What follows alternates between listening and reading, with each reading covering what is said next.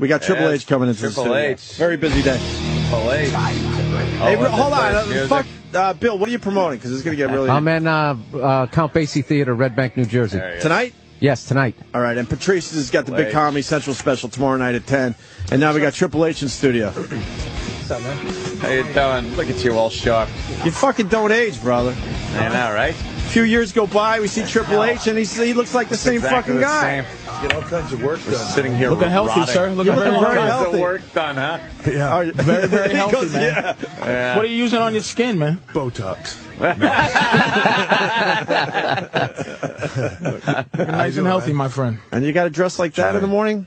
No sweats, nothing like we're doing? You got TV probably, right? I do. Yeah, I have TV, and you guys can you got to look for radio. Yeah, I certainly do. Yeah, you just. I already spilled coffee on my shirt. I don't care. Doesn't matter. Coffee on my shirt. All right, good. It doesn't even matter. You know, Patrice and Bill, two really, really funny guys. Hello. Patrice O'Neal and Bill Burr. How you doing? How are you, sir? Right. He don't remember. Yeah. Patrice did a little time in the WWF. He shouldn't remember. And if he doesn't, I love that he doesn't. He was on your father-in-law's private jet a couple times. But I was in the back.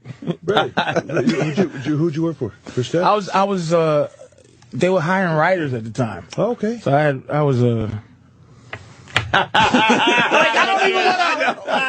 No, come on, talk about it, Patrice. That's why I'm bringing it up, though. That's what I'm going to do. You can see he's like, I don't know you, motherfucker. Like I want to say you were great in Blade 3, but like that's what we want to.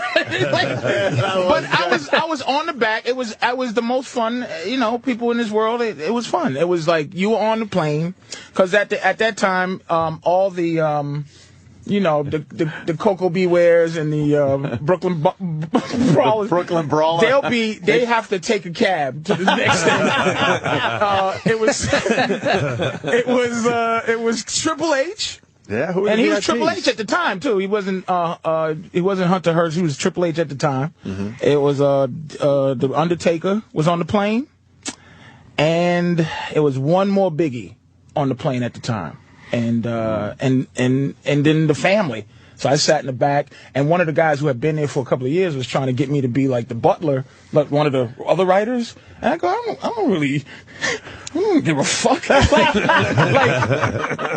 that's why I had to leave, because it was like you have to be very company. Like yeah, of course. Stephanie fired me. She fired me 4 times in one. You're fired. Back? No, I just said okay. I said I understand, and she said you're fired, man. I said, Stephanie, I know you got to fire me. I love you. You're fired. She said you're fired 4 times. 4 times. And I said I understand. I fucking understand. Why are you being hostile? I understand. We miss Stephanie Triple H. She used to do our show all the time. Yeah, I'll tell you what, she misses being around it too. She actually was. Tell her we said hi. She wished she could have come in today. She said to say hi to you guys. Yeah, well, her introduction into the public form of WWF at the time was just amazing. It was probably the most fun time of wrestling. That was like the golden age when we were watching. Obviously, you still got plenty of people watching, but that time when she was in that boiler room locked up to the pipes and shit, and just trying to make it look like she's upset and crying. It was classic. Was the whole test thing back in the day, that test push, the marriage thing, and the kidnapping in Vegas and all that? Were you and your wife, was y'all together then? No, I didn't even know her. Yeah, you know, and honestly, I wasn't even involved in that storyline, but we had a writer at the time, this guy Vince Russo. Vince was great at coming up with stuff and having no way to get out of it. Oh, shit. So he had come up with this concept that to bring Vince's daughter in and have her get involved in a relationship with one of the guys to do a marriage, because everybody loves weddings on TV. Was his rationale behind this? So he puts her in this relationship story with this guy Test, and comes time for the wedding the first time, and Vince is like, so what are we doing with this? And he's like, yeah, where are we going? I don't know. You know, so they literally, this is how ridiculous our world is sometimes. They came up with a storyline where somebody threw a garbage can or something, hit Steph in the head, she got amnesia and didn't know who Test was. to buy us a few weeks so we could figure out what we were doing. That is brilliant. Right? And shit. so now they've got this situation where eventually she's got to know who this guy is, the whole thing, and so they don't know what they want to do, and Vince Russo leaves the company. Oh, shit. In like the middle of the night, he just takes off and goes to work for the WCW at the time, where it was a competition. And I remember Vince being like, well, holy Christ, we're stuck in this storyline with this thing now with a guy with no clue how to get out of it, and now he leaves. And so he probably knew he was leaving. He's like, you know how bad I fucked him? Hey, he's having panic attacks. He might have been wanting to leave before he had to tell Vince, I don't have a solution. So, but then I was in a storyline with Vince at the time, and just one day and sitting thinking about it was like, God, we should do something. That would be a perfect role. What would I do to get to him? Right. Marry his daughter, in real life too. And, yeah, exactly. And so that's how the story got switched to me. They really had no intentions of her ever doing a wedding on TV. It was going to get screwed up, but right. It was a really convoluted That's story, hysterical. and then our stuff ended up being huge. So things do they still run like that, kind of, where you sometimes have a storyline where it's like we have no clue with it? Well, not really. Usually we try to have a generalized idea, but a lot of times, like even when we did the Steph wedding thing with me, right? So I pitched to Vince this idea about, I'll take her to drive-through to Vegas and, Mickey or drink or something she doesn't know, and I get married to her. The whole thing was just for me to get slip this. Her a roofie or something. Yeah, exactly. It did though. Yeah, she was knocked out in the back of the car. Yeah. I remember that push, man. Which you can't do anymore. It's the limp hand with the ring and shit. Yeah. And you can't do that on TV No, you anymore. can't slip Unfortunately, roofies. Only in the movies now. You can do that. Yeah. 9/11, no more roofies. So, we just went down that road with the story, but like, it was just meant to be to get me into a situation in a match with Vince where I would get a title shot and the wedding would be annulled. That was it. That was our thing. It was like a quick thing. And man, when she went out on TV that next night and they were chanting slut. Oh my God! Like the crowd turned on her so heavily, and we were like, I remember sitting next to Vince at gorilla position. I didn't even know Steph, and she walked out and they started reacting. We both looked at each other like, oh my God, this is awesome. We gotta run with this. So is a pop is a pop, right? Like no matter whether it's a heel pop or good, it's like, has there ever been any reaction where it hurt your feelings? Like they said, damn man, I didn't want to be an asshole. I was trying to be nice. Now I'm an asshole. I don't know. To me, in our business, it's just a reaction's a reaction, and I made majority of my name and money in the business getting booed out of arenas. Sure. But now it's this weird thing where you can't be a heel no more. It's impossible. Yeah. Towards the end, when I was still a heel, I was working with Cena. And I was supposed to be the bad guy, and he was supposed to be the good guy, and I was getting, at least half the arena cheering for me. Yeah. And that was before they were really fully booing him, so, Full on What's, boo, yeah. what's the most ridiculous storyline? Like when you were coming up? That one wasn't good enough? Huh? That wasn't good enough. I'm just saying, I just figured that was at like the most professional level. I'm just saying, you just break into wrestling. I mean, there's got to be like stand-up comedy, like open mic wrestling kind of. Most ridiculous angle ever is one that I was involved in, unfortunately, and it still gets talked about to this day. It's called the Katie Vick incident. And it was this ludicrous story. Vince got in his head that he wanted characters to be more sympathetic. And, we have Kane, right, who's like this monster. Yeah. He decided that in Kane's backstory, Kane would have killed a girl by accident. Sure, well, it could happen. So Vince creates this ridiculous story, and this will get much better, trust me, where Kane has to go on TV in full monster regalia and tell the world that, like, I was young, I didn't know how to drive a stick very well, the roads were slippery, and the car got out of my control, and she died. It wasn't my fault.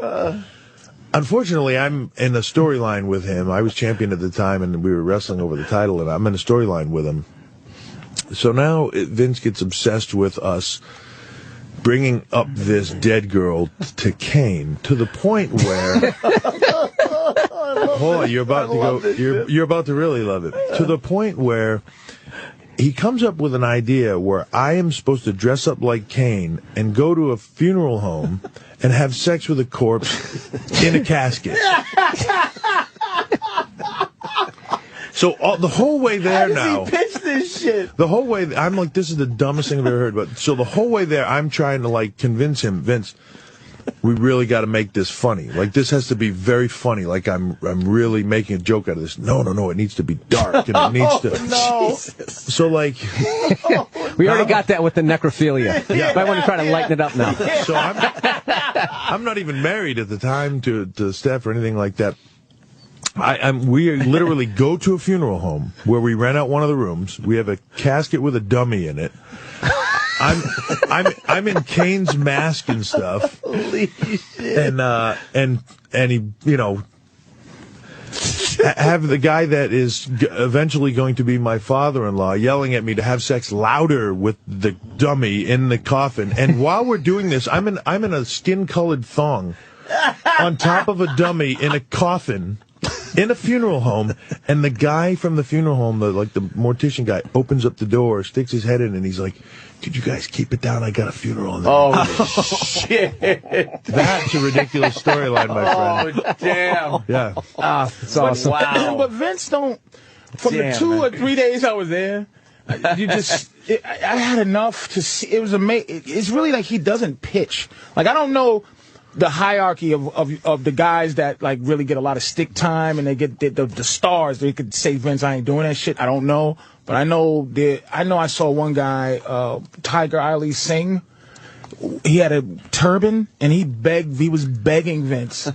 He said his whole family felt he was desecrating his. He didn't want to wear the turban? He didn't want to wear the turban, and he's like, please, you know. You get out there with that turban But on. no, he didn't. Get out of there. No, it wasn't like Tiger was in his face. Tiger would ask somebody who would ask, and I was just, because the writers have complete access to everything. So I'm just looking, and he just goes, nope.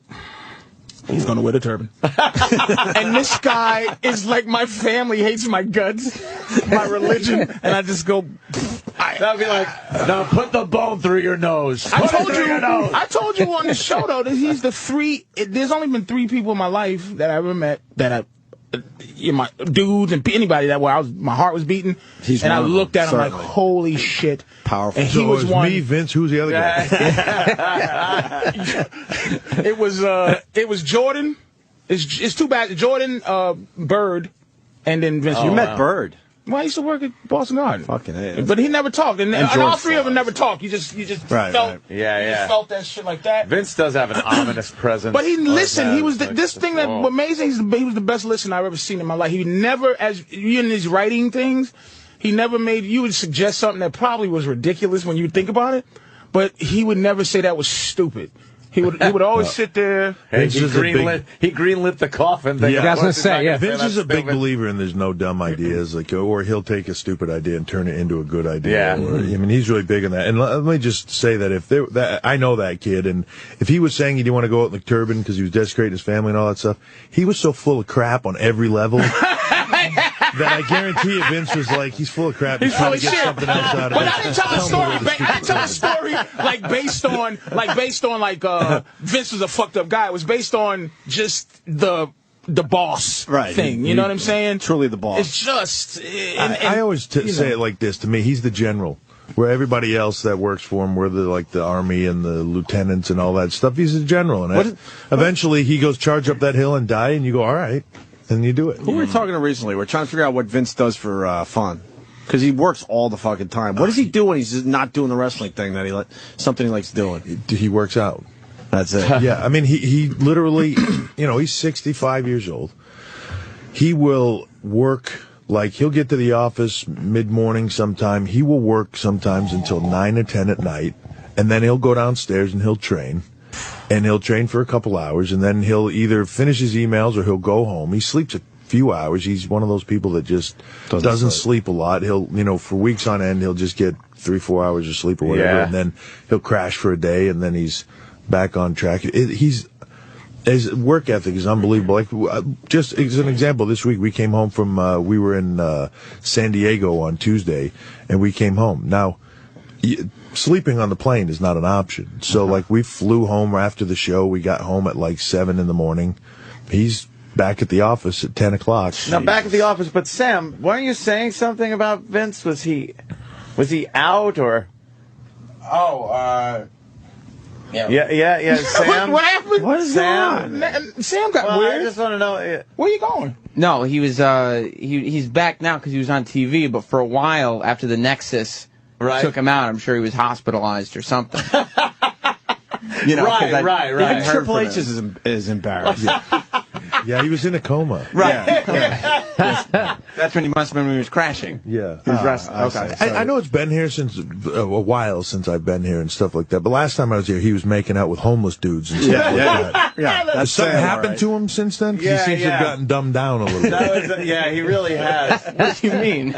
I don't know. You really have dumbed down a bit. We haven't even mentioned the chaperone yet. I see him every now and then. He's like a lurker every now and then. Every now and then. He's stalking you and everyone else. Yeah. He's at every appearance. Triple H, the chaperone. Yeah. What's the movie about? It's right up your alley. It's a family movie. Family movie? Yeah. You guys ever watch that show, Modern Family? Sure. Ariel Winter plays the daughter in that show. She plays my daughter in this movie, and I play a guy that went to prison, gets out, and he's kind of lost contact with his wife and his kids and wants to get them back, but things don't work out so well. The daughter wants nothing to do with him, and he almost goes back to crime, and at the last second he changes his mind, ends up as a chaperone on his daughter's field trip, and the money from the bank robbery that he was about to be a part of ends up on the bus. And the bad guys are chasing them in New Orleans because they think it was a setup. So he's on. So it's nice guy. Yeah. You're a nice guy. It's a nice wholesome movie. No, it's a good. It's one of those movies. I think if you've got a young teenage kid or a tween, you could take them to. They'll enjoy it, and you won't feel like I just absolutely wasted an hour and a half of my life. You didn't have to put on a tutu or wings? I did not have to put on a tutu or wings. But I guarantee there's a scene where someone gets punched and his feet go all the way up, and you see his feet in the camera, and he's straight up in the air. I guarantee he punches someone straight up in the air. I don't believe that there's not a whole lot of fighting in this movie, but really, there is one scene where I do actually punch a guy, and he does go up in the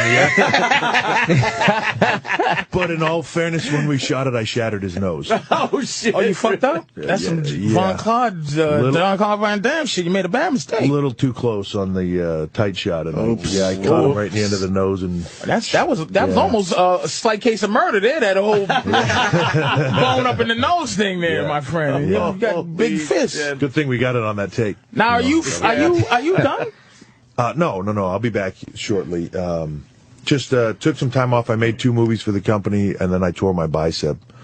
And ironically, I leave wrestling to make a movie, and I tear my bicep. But yeah, right. Well, it was an injury I'd had for a couple of years, just kept nagging, and then it finally just gave when I was making the movie. But I tore that, had some surgery and stuff, so I've been out for a little while. I'm headed back. We to this day talk about your injury where your leg muscle rolled up like a shit. Oh god, You ever hear this one? I saw it. We bring this up all the fucking time because we can't believe you And can't he come just back. tendon or and he muscle? limped out. He just limped out. He of the pulled ring. the muscle to the point that the thing rolled all the way up, right? I tore it. I completely tore my quad off the bone at the knee, and it rolled up my thigh. How do you come back from that? Live TV, and I finished the match. Yeah, man. That's What a unbelievable. And them motherfuckers, this is why I always say the wrestling. I've been a wrestling fan my entire life. And I'm telling you, the greatest actors / stuntmen ever. Like, the shit they do, and they always got to go to, right after a match, they run to a doctor back there to have somebody push something back in, fix something. But you know what and it is? also remember lines. Like, they're not fucking Shakespearean, but they remember fucking lines, and they remember it's a great And the thing, choreography of Jeff, an actor tore their quad. That movie is shut down for like done. 6 weeks. Tom Cruise tears a quad. You can't fake doing a monkey salt on top of a dude laying on a ladder Like, there's nothing. Right. And you're 290 pounds and you're flying. Yeah, I'll tell you what makes gravity's gravity. What makes it even harder, and this is what people don't get about what we do, is then they watch you do that and they go, "Oh my God, how do these guys make it through that?" You got to do it tomorrow. Right. Yeah, do it again. You're going to do it again. Yeah. That's the thing. That's the fucking thing. People don't. This is there's a lot of differences between when I watched it. I tell you what they don't have anymore that I think they should have is jobbers. They don't. It's like, why every week do I watch you fight John Cena? Then there's a pay-per-view of him fighting John Cena. But before, it would be Rudy Diamond. Of the guys that come out in the tights and the wrestling. I agree with singlet. we have this discussion all the time, and it really comes down to just ratings. It really comes down like to watching you beat the shit out of some nobody, just dragging him around, mushing his face. Yeah. Well, Jose Estrada. And then Johnny Rods. Remember those guys? Johnny Rods. Punch him in the face, right? Get on top, 1, 2, and then pull him up, and the guy's limp, and he just to abuse him some more. This is despicable. He does the This is absolutely despicable. He does the finishing move 7 times on the guy. It's just why? They all look like that. What's Sam? Sam Roberts really taking a beating in that ring. Wow. You know what the best one? Maybe not as creepy. Remember SD Jones? SD Special Was the best guy who lost every week. greatest jobber that ever lived. But Kurt Hennig used to be a jobber. I remember when stars with jobbers and the WWF would go to WCW and become not jobbers. They become really good and then come back. And now they're fucking actually wrestlers. Yeah. But it was so many. I remember the fucking jobbers. That it was great, but they don't do it no more. So it's like, I gotta watch The Miz fight a real dude. Everybody wants. And then everybody gets to talk. There was only a few talkers. Now everybody's yapping. I like when the and jobbers. wrestling. It's really bothering him. Yes, because I'm a wrestling fan. It's like you earn talking. The jobbers would come in, not say a word, but they would move around like they had a shot.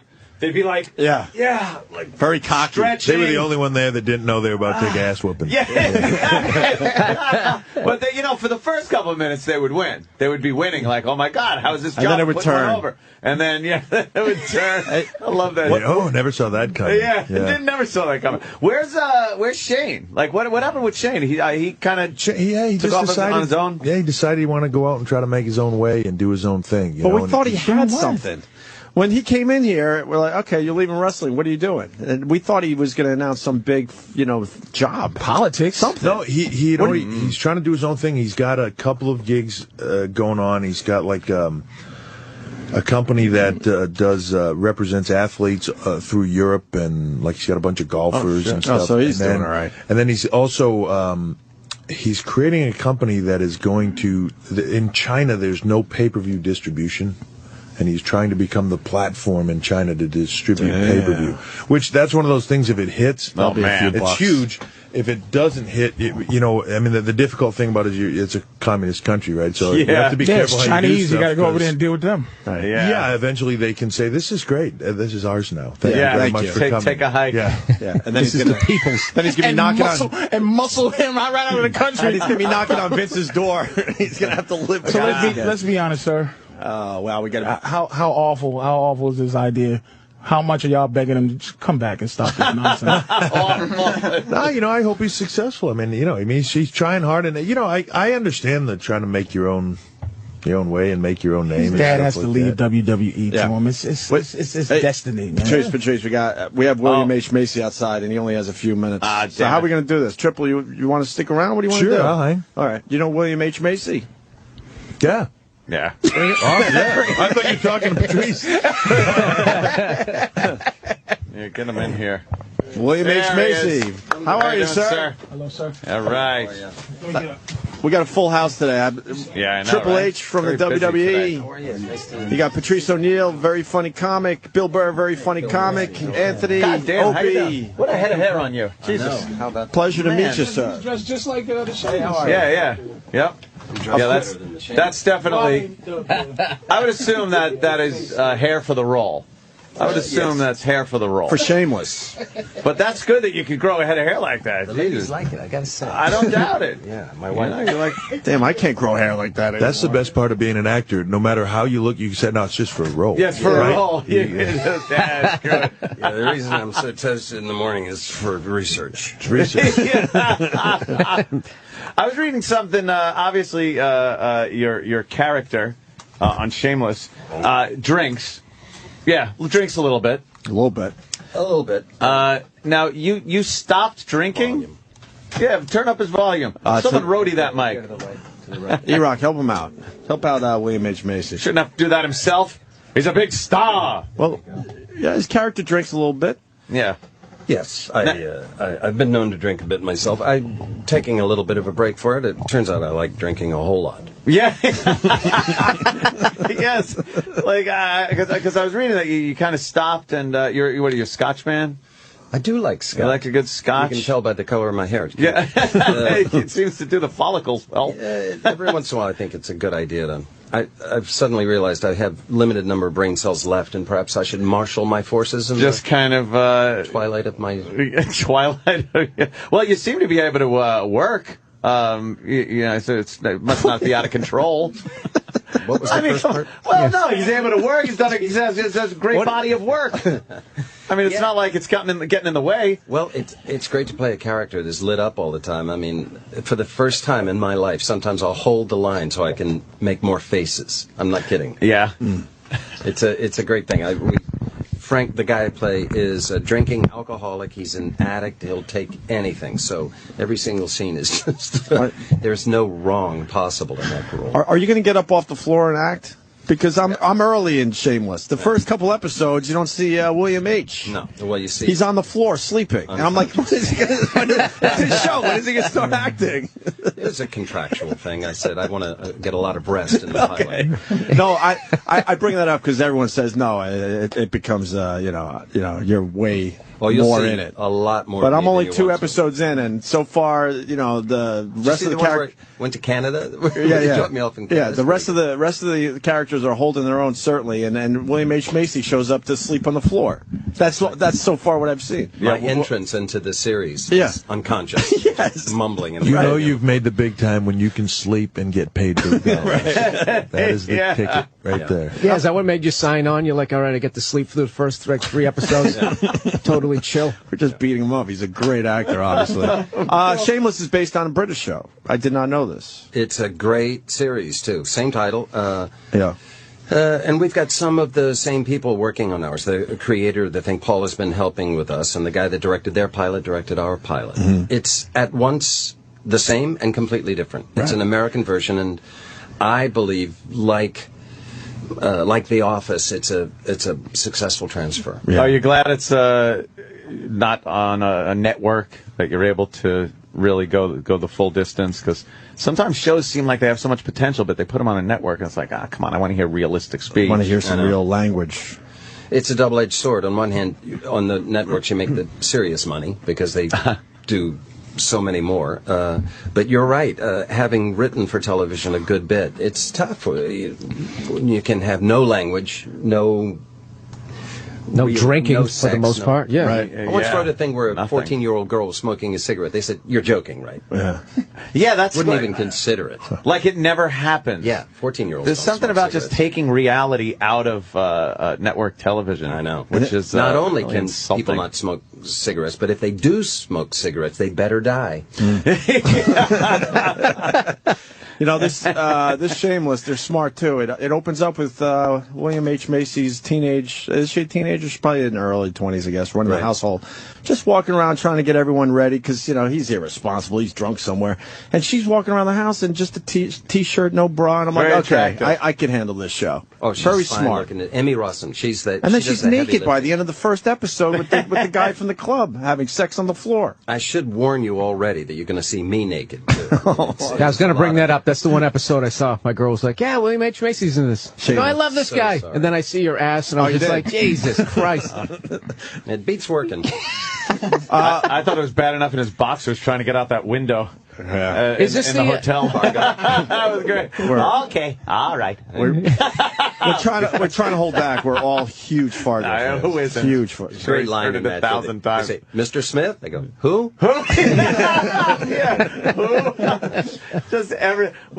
Just a catastrophe of screw ups on that character's part, which is just what a brilliant character. It's like a despicable yet such a sympathetic character, and I think you've pulled that off so well over the years in a lot of the characters you've played. Not that it's a typecasting or anything, but like the other one. What was the one? Boogie the Cooler. Nights. Boogie Nights was another prime example of just this poor son of a bitch. Yeah. Like, oh my God. Well, it turns out if you can do that well, you can have 2 homes. Yeah, apparently so. God bless you. Yeah. Did he just nicely say I'm fucking rich? Yeah. Good guy. I like that. Yeah, I think gotta that's practice doing shit like I that. think that's what he said. You just say it in a matter-of-fact way. I sympathize my way to 2 homes, my friend. In the Cooler, you were able to take that whole kind of, loserish character, but that was a leading role for you. And it kind of, it turned around during that movie where you turned into more of a winner.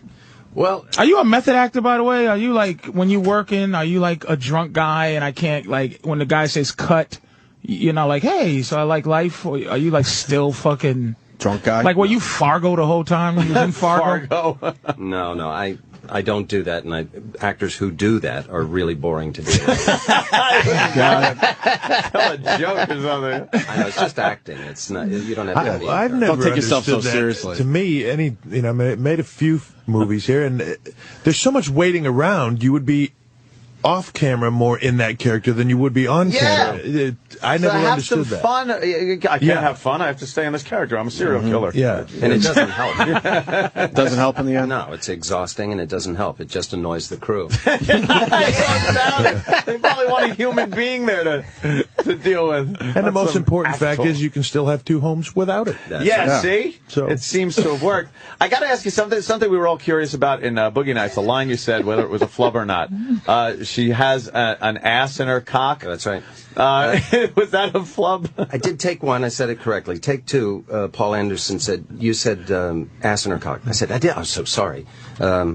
Take 3, I did it right. Take 4, I did it again. He said, you did it again. I said, I didn't. I swear to you, I didn't.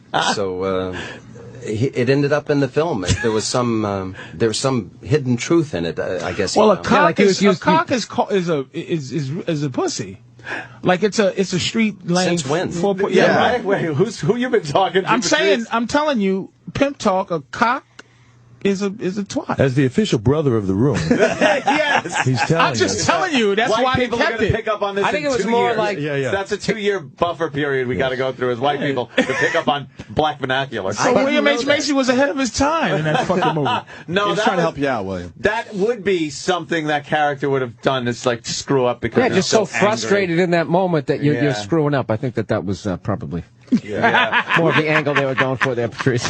Were you ever afraid of, even though the characters, though they had similarities, were a lot different, were you ever afraid of becoming typecast as like, here's this guy, this poor sap kind of guy? Really? Sure. And Still am. Did you? Are you really? Well, yeah. 'Cause this if you do kinda- something well in Hollywood, they'll certainly ask you to do it again. Do it again, You have right. to be Well, this careful. role The is different. Cooler is a good example. I turned that film down about 3 times. Great I thought, movie. I got to call a moratorium on this loser character Right. that I'm doing. But it was too good to turn down. That's why I like Frank Gallagher, the character I'm playing now. He's certainly a loser, but he's got a lot of power to him. Yeah, it's not the pathetic No. being No, not stepped at all. on Not at loser. No.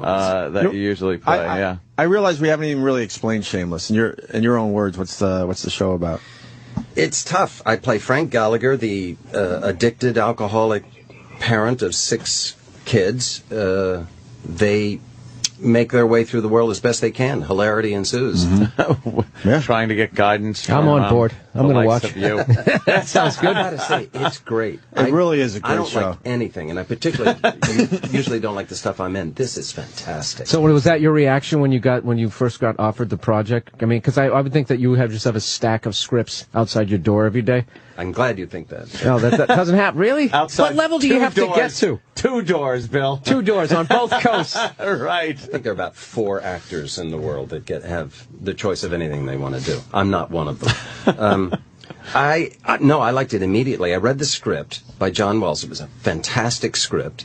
And then I saw the series, the British series, and I was sold. Oh, wow. Do you have trouble changing the character a little to adapt to you when you see a series that is being adapted from a British series? I would think it's kind of hard not to try to almost do an impression of the guy. Well, I stopped watching. It was. Oh, you did? It's good enough that I realized I better not watch it. I do that with trailers now because movie trailers give away too much information. Movie, yeah. So if I have an on-demand movie and I'm like, I'm not sure if I want to see that, and I hit the trailer, I'm like, okay, good enough. I'm watching it. Like 2 seconds in. They show you all the way up to the resolution of the third act. Yeah, I don't need to see that. I don't know why they do that. The best one ever was Speed 2, when they actually showed them getting off of the boat and running around the island. So it just killed the whole suspense of how are we going to stop the boat? It's like, well, obviously they stop it somehow. They figured it out, right. That was another thing with what was that Tom Hanks on the island movie there? Castaway. During the trailer, I mean, they show him back home and trying to get into with this relationship with his ex-girlfriend there.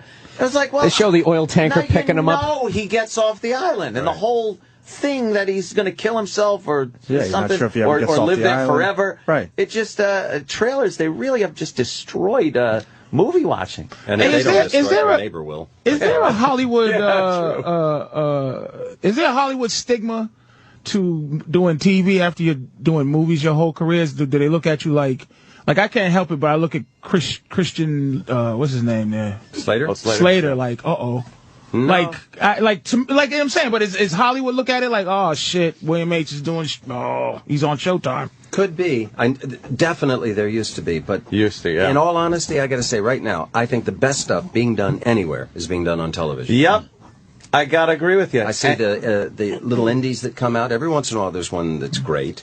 There's a film or two each year that comes out that's great, but the most challenging stuff, the best stuff, is on television. And I think you're seeing a lot more actors with reputable careers going to, especially the cable outlets and things like that, and putting out some good stuff. You know, totally. Steve Buscemi.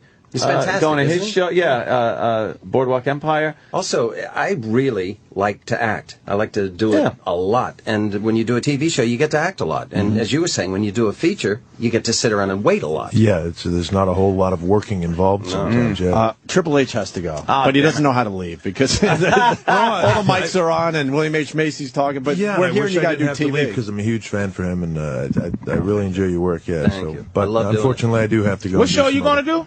Oh, I don't know. They get people out there to tell me what. Just telling you what to do. Go in that room and talk. Just give. I get excited Sam to come on things like and this, and other than that, it's just a TV show. Well, Triple H was, is promoting The Chaperone. Yes, it's in theaters today, right? Yep, comes out today. Very cool. All right, very cool. Triple H. All right, guys, thanks for the time. Tell the guys we said hi. I will. We really if they like remember those us. Guys. Yeah, right. Yeah. I'll look forward to seeing you guys again. Tell Vince thanks for that XFL game day gig. We should bring you guys back, do some more stuff. You really should. Yeah. That was 10 years ago already. Fuck. Was it 10 years? Yeah, it just 10 years has passed for the XFL. Wow. We might need the XFL again if they lock out, right? Mm-hmm. I'll tell you, it felt like 10 years, that 2 months. It's crazy time. Yeah, it was some wild times there. Yeah, well, and we've done some TV, Yeah, a little bit. TV what are you going to do? Back when it wasn't too. cool. Yeah. All right, guys. Thanks. All right, we'll see you. Take it easy, man. Triple H, God. Good luck. Yeah, and Shameless. Showtime. Yeah. Another person on instant Very feedback going, look, William H. Macy isn't in the show, but he's telling us that he's going to be in the show a lot more. This guy's 2 episodes in. Yeah. Saying that Macy's just kind of laying around so far. You'll see more of me than you want to.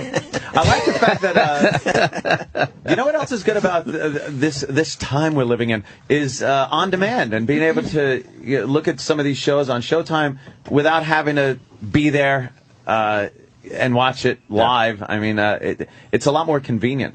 I know. Have you gone back and tried to watch television where you have to sit through the commercials? Oh, God. It's undoable. It really is infuriating. Yeah. They're louder. There's more television than there is programming. Yeah. And then I like when the local spot jumps in and the sound is so bad because it's like some local car dealership that they went to. And I just love that they thought if they made it louder, that would like commercials were already annoying. Let's let's badger them with that.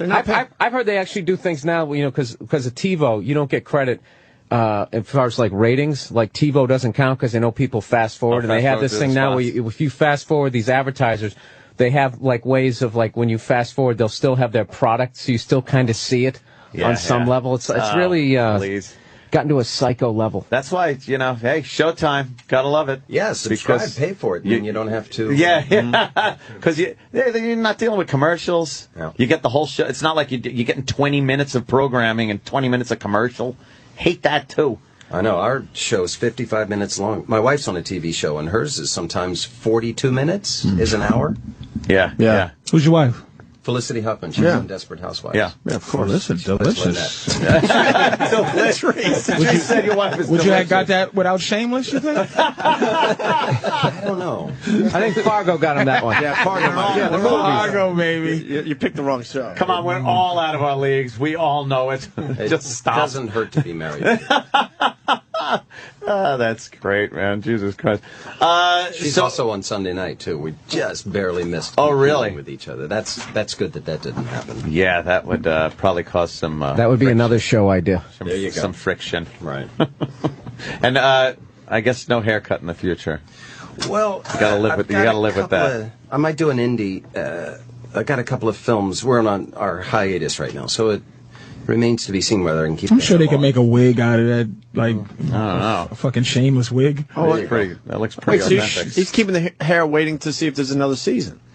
No, he said he's going to do a movie. He's not playing around. He's keeping the hair for Shameless. We're going to do another season. They haven't picked it up yet. But Do you? It's Are obvious you that always acting? Do you take time He's acting off or right now. something? Yeah, much more than I wish. Really? Sure. Yeah. Oh. But Felicity Huffman being on a popular show, you could take some time off. There's nothing wrong with digging in her pockets. Hey, that's true, man.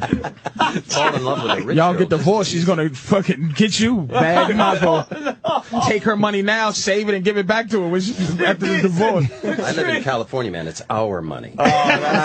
That is true. Oh, brutal. Well, wouldn't wish that on anybody, believe me. Yeah, Ant went through it. I went through that doesn't like to- years ago, and oh boy, He's been free for a little while now. took a while. Yeah, for many years. He's been free for. No, I mean free from the check writing. From having to write that check. Yeah, Hey, free can from the I- check Right. writing. You Can I have ask to a rationalize it. Fargo It's question, terrible. sir? Sure. I'm a big fan of the Coen brothers. I love the Coen brothers. What is their process? Like, are they cool? Are they weird guys, or like is it a fun thing, or is it a really professional thing? You know, I don't. You know what I mean? Like, they cool? Yes, and yes. They're weirdos. They are sort of film geeks. They've seen every film ever made. They are exquisitely prepared. They're very fun to be on the set with. It's about the best working experience you could have. They're not mentioned when people talk about great filmmakers, man. I think But they make make great fantastic films. Yeah. When people start talking, they'll talk Martin Scorsese's, they'll talk she's a Spielberg. You don't hear the Coen brothers. You do to people who love movies, but you don't. I mean, I think they're under the radar still, the Coen brothers, and they make great films. Miller's Crossing is one of the best gangster movies ever made. True Man. Grit was fantastic. Yeah. Oh yeah, well, I thought I that think looked- their place I in loved history it. is Thought it looked assured. great. Patrice, no, not so much. But I'm never going to get. I love them, and I need you to do me a favor, sir, is to let them know that I don't remember any black goddamn characters in that movie. That's all I need you to do is just say, sirs, I have Coen Ethan on my brothers. speed dial. I remember. Text them right now. I remember Fargo. I remember Miller's Crossing. Every great little There's no Dane. black people in Fargo. No, I'm saying I don't mean it's the just movie, I mean nothing. the he city. means Fargo. Just what I'm saying. Put one The in. Coen brothers are into realism, so they're going to do Fargo. They put a Chinese guy in fucking Fargo. There's Chinese food everywhere. There's Chinese restaurants everywhere. Patrice. I got just saying sushi in Nebraska. It's hard to love the Coen brothers like I do, and there's just no black characters in there. They've never pushed one. They're playing the percentage. I mean, they fucking put over Javier Bardem, this foreign guy. They put him over. Just put one black character over. That's all I'm saying. Patrice O'Neill. No, I'm not even saying me. I don't know if I can pull it off, but yeah. they're great. But I'm saying it's hard to stay focused. That's all. You ever see him get upset with each other on the set? Anything like that? It's got to be hard to work. One's kind of like in charge though. Like it's never directed by them. It's like directed by one of them, and then the other one's like the writer or something. Ethan writes more and Joel directs more, but they both do both.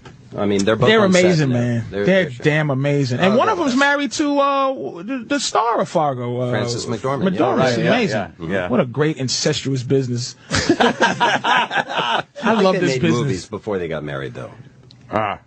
They said it again? They were making films together before. Oh, Frances McDormand, back in. But Fargo was her big one though, right? She won an Oscar. Yeah. What is your favorite role you ever did? Like, just like you go, man, you felt good after you did that one. It's like naming your favorite child. You can't quite do that. But I did a little film called Happy Texas that I just adored. Nobody ever saw it, but I liked it. There's a Mammoth film called State and Maine. I had a great time in that. I did one of the Jurassic Parks. That was... Yes. Right. Oh, you did one of the... Oh, I'm sorry. Holy fuck balls. They were just running out of dinosaurs. How about we invent one with a fucking... that has a smiley face and a hat and it's...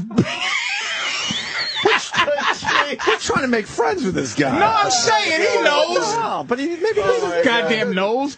What was your favorite, like, I want to go back to Happy Texas, actually, because you said you liked that film. Why didn't anyone see it?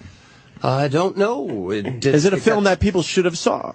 Yeah, it's great. You can rent it. It's out there. But was it a marketing issue? Was the subject matter maybe not for the mainstream? Or? No, I think a marketing issue. And so, you can make a great film that no one wants to see. Right. I don't think anybody's ever seen a movie that had the word happy in it. I will say that I don't know if there's any Happy Gilmore. Happy Gilmore. Come on, man.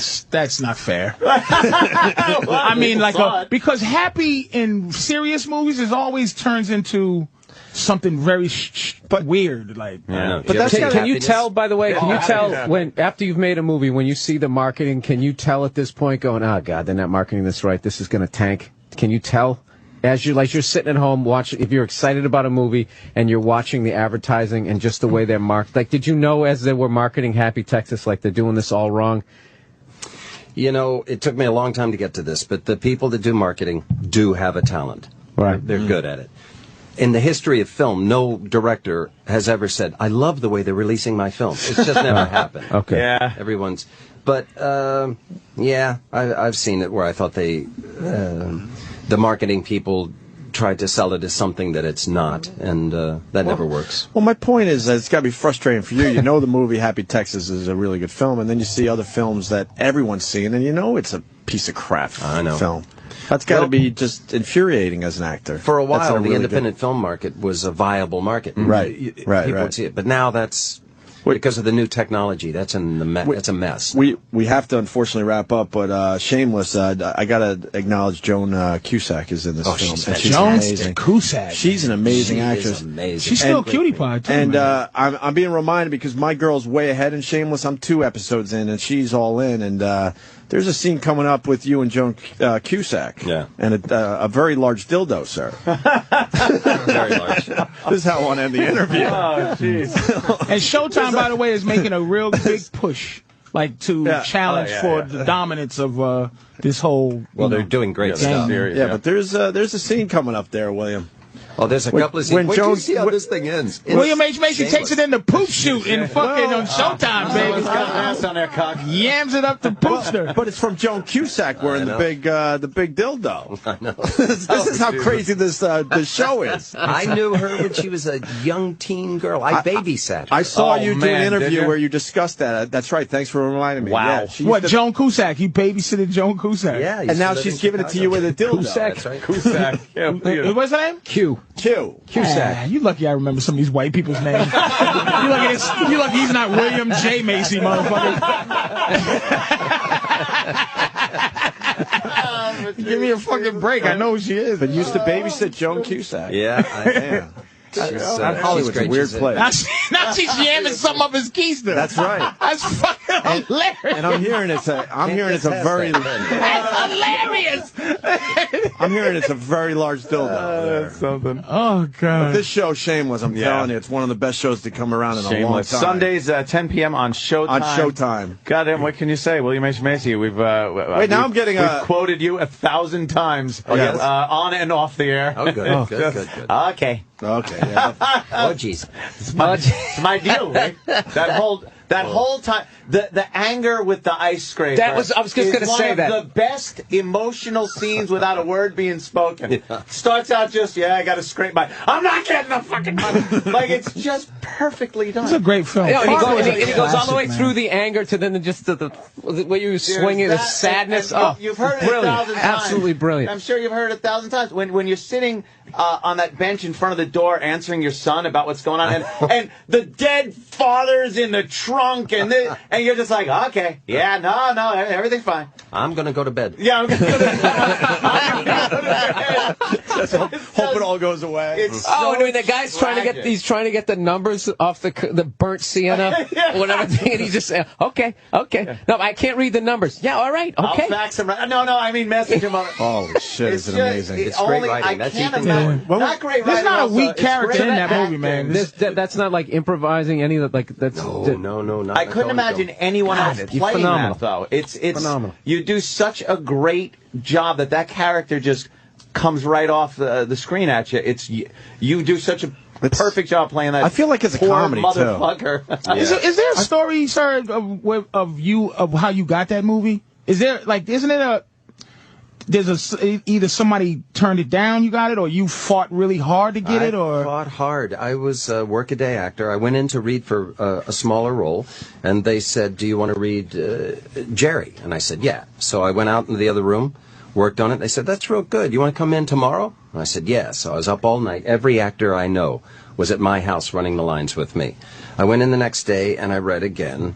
And because I knew not only was it a great script and it was the Coen brothers, but it was my role. I mean, I could just see it was written for a portly bald guy. Really? So it didn't work that way, but I knew it was mine. He was such a great and then they went to New York. Salesman. Did you feel when after you did the audition? Did you walk out going, I nailed that, I got that? I did nail it, and then I found out that they were in New York auditioning, so I got my skinny Lutheran ass on an airplane and.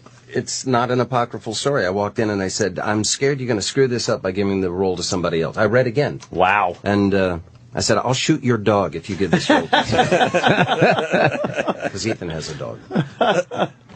Yeah. Isn't that amazing? Like, you're still like... I read it. It was like, it was bigger than the average, like, you read and got it. It was like they had somebody else and he just would not let him go. Yeah, we got to go. Just one more quick thing. Was there ever any story that you even heard from the Coen brothers as to why the character needed that money? No. Never. Okay, so that was never resolved, and it's not important. I've always felt everything you need is on the page. Backstory has never. I think the character itself, you realize he must have screwed something up. Sure. And needed the money. When was the last time you saw the movie?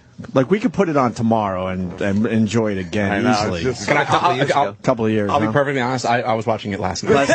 Really? It's got insane rewatchability. It really does. And I'm telling you, I mean, Shameless is a great show. I'm telling you, Sundays at 10 on Showtime. I haven't had this much fun in a long time. It's a great show. Right. The characters and the situations, it's unbelievable. Let's get him out of here before we get in trouble. All right. Yeah. Thank you, boys. Yeah, thank you. And you got to say it, though. You got to say it as he leaves. Oh, yeah. He's fleeing the interview. He's fleeing the interview. Yes. He's fleeing the interview. Why don't you go talk to old Bill Deal? He's fleeing the interview. And a story. The great William H. Macy, Showtime, 10 o'clock Sunday nights. Shameless. Gonna get a quick picture and we'll... Some smells good as shit. Egg whites, brother. Is it? That's egg whites? But it's on everything. Everything bagel. And you got to do a little Swiss cheese to make it go down a little better. I was wondering why that shit smelled good as a... Damn. William H. Macy. I got to tell you, cool. I saw him... Fuck, I'm sorry I got a mouthful of folks. And the great Triple H. I saw William H. Macy doing some TV. And we knew we were going to have him. And I told Ann, I'm like, man, this guy's going to be a fucking dick, unfortunately, because we all love him. Because on TV, he came across like he didn't want to be there. Now I understand because I think he didn't want to be there because he doesn't want to do those crappy little. I'm not going to mention the show. Yeah. He had a great time here. Yeah. Totally different when I saw him being interviewed on TV. Well, he's an edgy guy, though. He's like. You could tell. He goes to the nasty show in Montreal, and he's just a you know. What's the alcohol thing about with him that you hit him with? I wish we got into that more. He likes to drink, and he openly admits it, right? Yeah, he likes. When you asked him, I'm like, whoa, this could go bad. But I totally related that too. No, that's exactly like me. I'm not an alcoholic, but I fucking love drinking. Drinking's great. And my big head already just becomes bloated. I haven't drank since October. I just had to lay off. Wow, really? Just take a little break.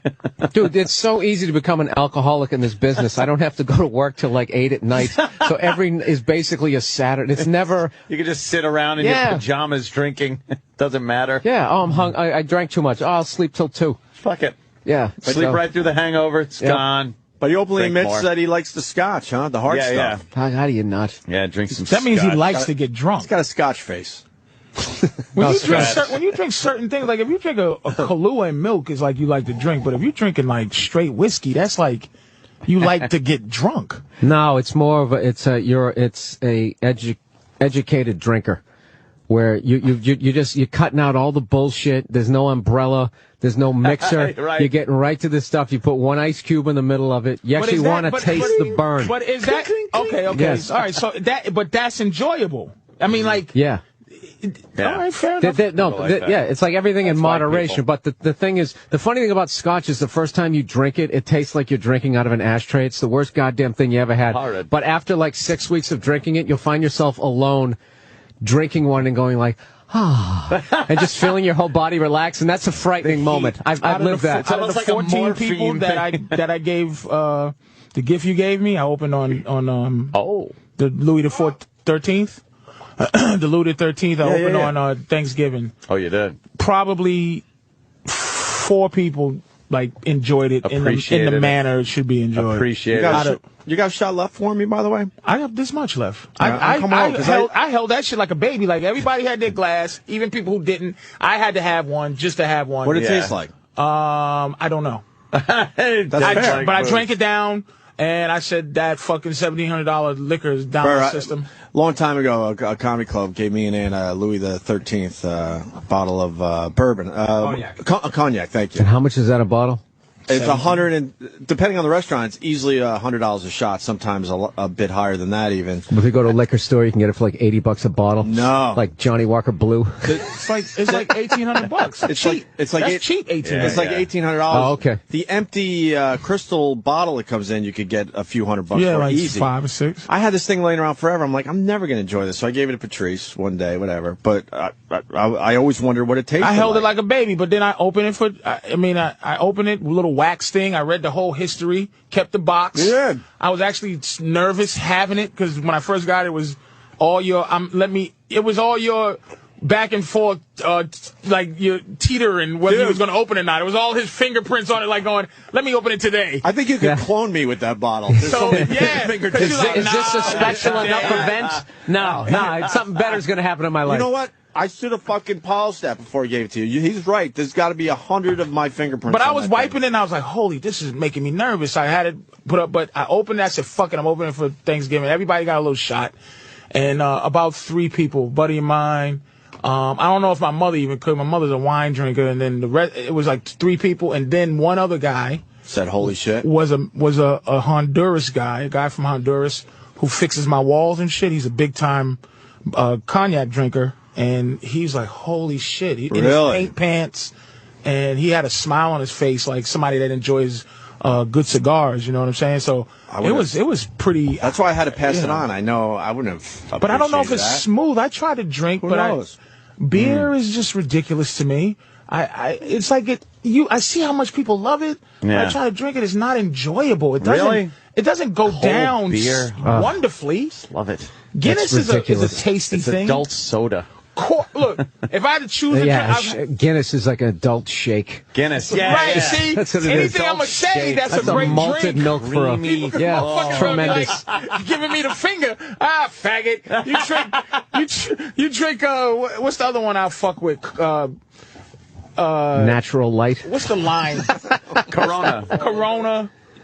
But okay, can I say a beer that I enjoy? Mm-hmm. If I ever eat Coors Extra Gold, I'm sorry. Really? I'm sorry. Extra Gold? It tastes No, but good. this is the thing, though. You're allowed. It tastes good. I like Bud Light. But you're allowed your teenage beer. Like the first beer I ever got like hammered on was Michelob Light, and to this day, anytime I have one, it takes me back to Faneuil Hall in Boston, sitting in the parking lot getting hammered for the first time, and I was like 17. So I hate Mick Ultra because everybody carries that now, and you don't have a Michelob. You have to go to like the middle of, I don't know. It's hard to find. Yeah. I used to like Michelob too growing up. I don't know why, but I guess that was just regular Michelob used to be good. That was like your classy friend would bring that by the house, a 6-pack. Because in suburbia, how about Dos Equis? Nah, Mexican greatest beer ads in a long time, but I'm not really into that. Not really into that. Fan, when I was growing up out there in Long Island in suburbia, you'd invite your friends over the house, and they'd bring their own beer, their own little 6-pack, and you'd see what a buddy would come up the stairs and he'd have his Millers. And he'd be like, you faggot, what do you drink Miller for? I got my Bud. And then another guy would come in with his Michelobs. And like you were all known for your beers. Oh, Michelob. Some cheap fuck would bring Meisterbrow and put it in the fridge and try to take like a Michelob. And you're like, fuck you, drink your shitty fucking beer. I'm not touching that. So what's the top beer now?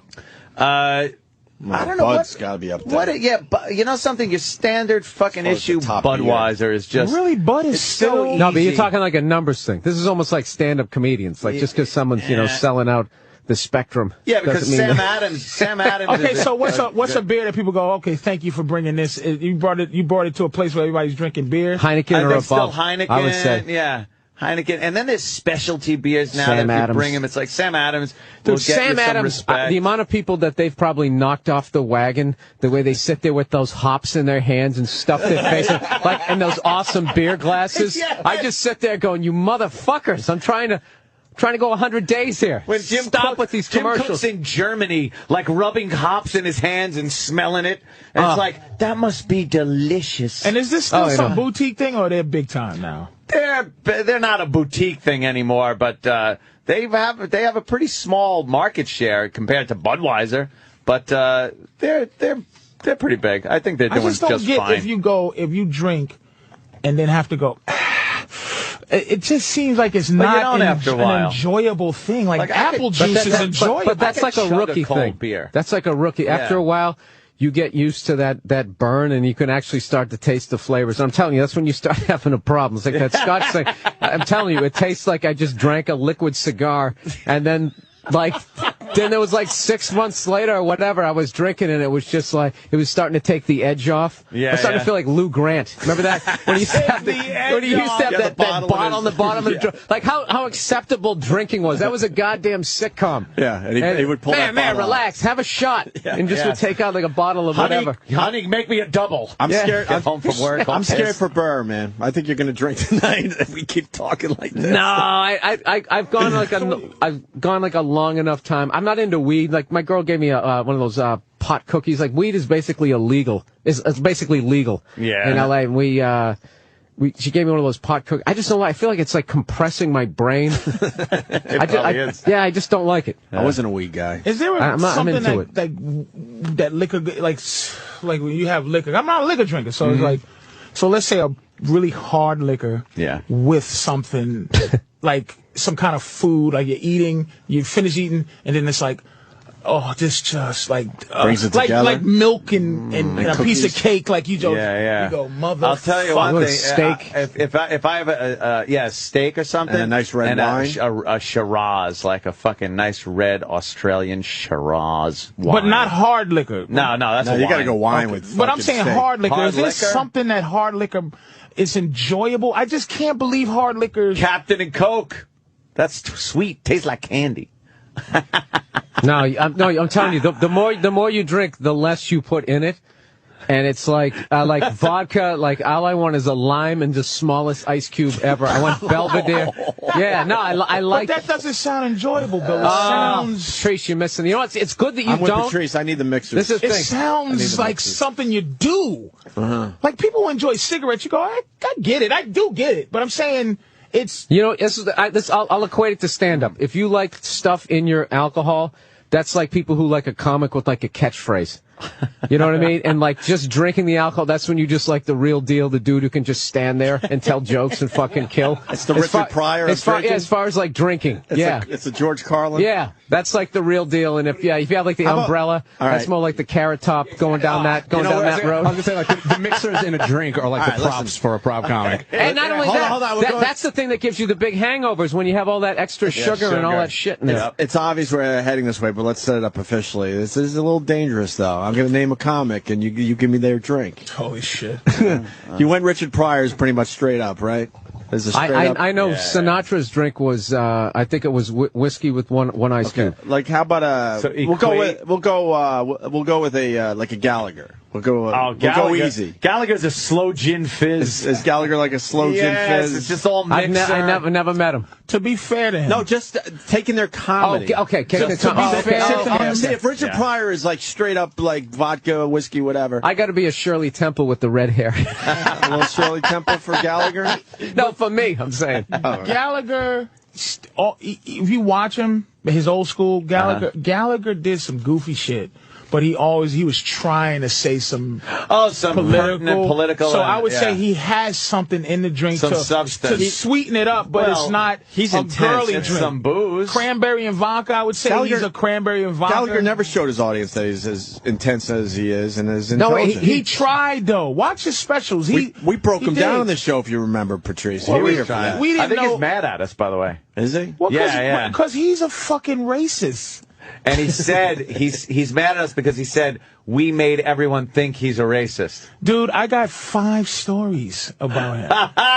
Do you? Oh boy, dude! This is why this show is awesome. We went from Michelob-like to Gallagher's a racist in like 8 minutes. And all right, let's hear these. Should I say alleged because I don't want to get sued? But I'm just saying. Yeah, I've heard some fucking shit. He's gonna hit you with that hammer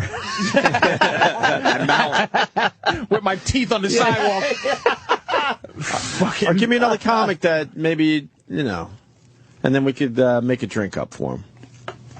I don't know where we want to go with this. I kind of like. We all know too many people. Maybe we should back out. Everybody's too. Should we back out on this one? Too friendly. Yeah, that's fair enough. With each other. You're right.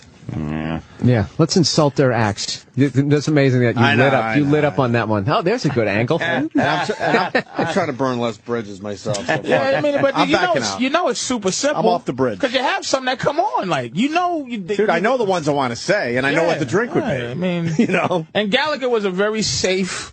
Yeah. Well, I went obvious, but then we were going to start getting into and I got middle. guys out boom, boom, but it's like, what are you going to do? And there's people probably listening. There might be a lot of comics listening to the show. We talk in code and just talk about the drink? Or just hold up the name? Right. Oh, yeah, that's watermelon-flavored vodka right there. That's a faggot and rocks. Faggot on the rocks in a dirty glass, that piece of shit. That's a fuzzy navel if I ever saw one, motherfucker. Fuzzy navel shit. It's too much, man. I looked at you. You looked, It's just because you can just go on and on. Hey, dogs are biting people. We could talk about that. We talked about it during the break. I love that Chihuahuas are finally. They're finally getting exposed. Some brutal pieces of shit. Those little bug-eyed psychos. They got the top 5 nasty dogs, I guess, because they're nipping and biting. And the Chihuahua makes it that piece of shit dog. I hate Chihuahuas. Dude, it's the owners. I hate Chihuahuas. Dude, this is the thing. Like, I would pet a pit bull before I pet a fucking Chihuahua. Really? Abso-fucking-lutely. I wouldn't. And I own a pit bull. I wouldn't. Dude, they just give people dogs down the shelter with no training whatsoever, like they did with me. I love your dog rant. Dude, I'm telling you. No, I had to take it to this dude who used to work with the dog whisperer. The shit that I learned I've been doing this bit in my act, like even when I used to roughhouse with the dog, when you get the energy all amped up, you got to bring it back down again. And I didn't realize that. I'd roughhouse with it and then go take it outside. And my joke in my act is I'm walking outside totally relaxed, but the dog is like walking through the tunnel at the Rose Bowl, like, this is what we play for. And I have no idea. And I take this thing down. Dude, this thing almost ate a landscaper. And I had no idea how to handle it on the leash. Dude, this is 6 months, dude. 6 months of my life I spent working with this dog trainer. Now my dog is totally cool. Totally, like, really? I didn't even realize, like, they pick up on your vibe. You just look, check it out. If you're laying down on the couch chilling, they're laying down.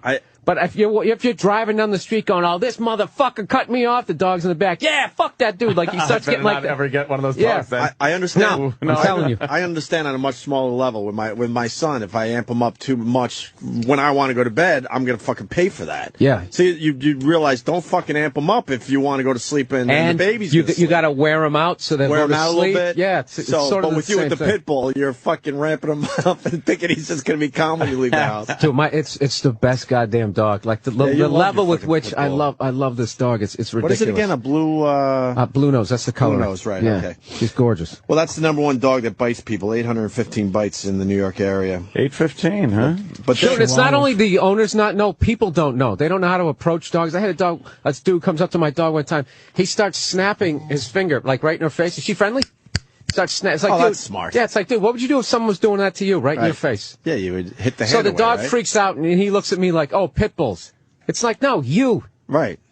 Yeah. I sound like one of those psychos defending pit bulls. I know they're maniacs. I realize it. Well, they're crazy dogs. They're dangerous. Like I said, they just look. And I love dogs, but I can't bring myself to. And I don't. And like I said, because I'm nervous. You know, I can't. I do the whole stick my hand out to smell, but I'm really. You know what dog I'm scared. You know what dog I'm petrified of? They and look you don't like sharks. You don't see them a lot. Do. German Shepherds is my #1. What the fuck happens to dogs where we don't see them anymore? German Shepherds you just don't see anymore. Doberman Pinschers, where the fuck did they I gotta go? tell you, When I was growing up, I saw a lot right. of German Shepherds. Not somebody so on my much. block has a Doberman Pinscher. Okay, that is the original hellhound. Yep. Like if you go to hell, those are the two dogs outside the gates. Yeah. Like this thing is. But every this thing movie, they always had to have 2 of them. Why? I don't because know. they're just this shit. Dude, there's somebody on my block has one of those, and it dwarfs my dog. It looks like a pony. It's that big, but shredded. And it's got that shiny coat. But you used to see him a lot with that cut-off tail and cut off ears. People used to get them, and German Shepherds also. But now, here's what they're doing a lot now. Collies. There's no such thing as a mutt anymore. It's a mix. And they sell them for the same price as a fucking. And used to get a nice mutt for nothing. Mutts were mutts, but now they have it's a German Shepherd Poodle mix, and they call it a fucking name. Here you go. Name the dog that you didn't see growing up. You see a lot now. I got one. I didn't see all of them except for I saw German Shepherd, but I've never seen. That's Rottweilers. so funny. There was like 5 breeds when we were kids. There was like a Dalmatian. A Basset Hound. Triple H doing TV. Holy shit. That always makes us feel good when we do our dumb radio show and then we see the guy on TV. And now he's got him first. And he's being asked all these like, golly gee, we were just cursing. Right. Well, the movie is very cute, nice movie. And then William H. Macy sits next to him and he can't talk. Dude, I got to be honest with you. I love doing those morning.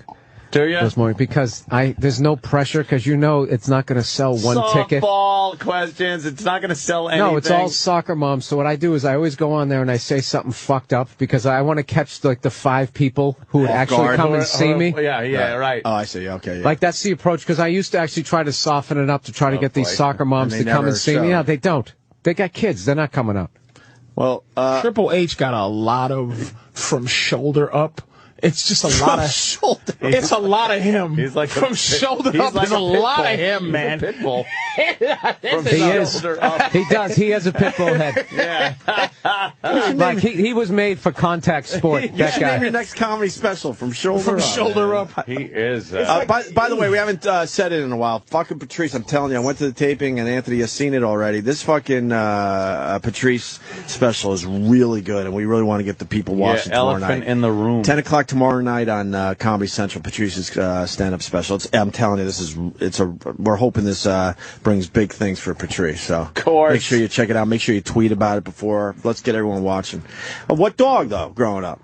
What that dog you what? see now and you didn't see a lot, you're saying? It might be a New York thing, but Collies. You never see collies anymore. I didn't see Corgis. Rottweilers growing up, to be honest. Greyhounds is my answer. Well, because Whippets. people didn't Greyhounds. feel bad for greyhounds. You never then. saw a greyhound growing up on a leash. You saw it at the now. track. Yeah, exactly. At the Peter- track. But now they're Peter was saving a- the greyhounds Peter and was people a are bringing them home. A fringe outfit. Now Peter's, animals made the WWE change from the WWF. The Wildlife Federation or whatever. Yeah. But they save them. That's why. And I think it's cruel because when you see the greyhounds walking around New York with some, I saved this dog fucking lady, they just look sad because they're built to fucking run. They just want to run. No, they actually sleep a lot. They'll sleep and run, right? They'll run like up to like 72nd Street. They'll run a in quarter. like 5 seconds, and then they just And sleep they're all done for day. the day. I didn't see pit bulls growing up. Nah, pit bulls. You never saw And you that. never heard. Everybody was talking about German, like dog bites. German shepherds, Were the Doberman, worst. they were I the got worst. one. And then Petey was on the Little Rascals. That was a pit bull. Yeah. Well, I found out Spuds McKenzie. I went to see about put my dogs up while I travel or something, right? And they were like, "Well, pit bulls we don't allow here. They're ostracized." Jesus. And in places where there's other dogs, they don't allow them to be in those. This doggy racism going on. Dude.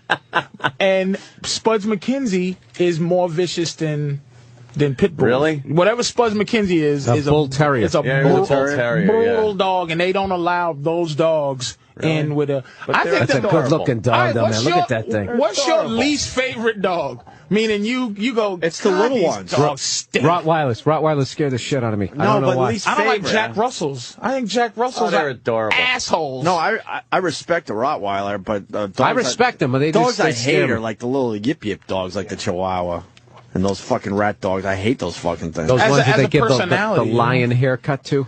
Oh, God. yeah. Pomeranian or whatever the hell it is. I hate Travis's dog. That little fucking thing. What is it? What breed is that? Fucking French bulldog. French bulldog, yeah. a French bulldog. Ugh. And he treats it like a How about baby. a pug? You gotta love a pug. Pugs are. Pugs are, I like You French gotta bulldogs. love a pug. Yeah, I You don't need a li- I don't snout. like Dog them needs to have a faces. snout on Yeah, it. dog needs a fucking snout. But they You're have right. health problems too. That's another thing. If I was gonna get a dog, it's just breathing. They're always breathing. No, like I always that. wanted to get a bulldog, and the nightmares I heard. You got to put oil in their wrinkles. Oh, they can't fucking breathe. There's like a $4,000 operation because the flap in the back of their mouth is too big, and I was just like, wouldn't wanna get a lot of dog work. that's not, We got a pit bull, not us personally, but in our extended family. bulldog. You mean? You said pit bull. bulldog. Sorry, yeah. A lot of work, man. German shepherds get bad hips.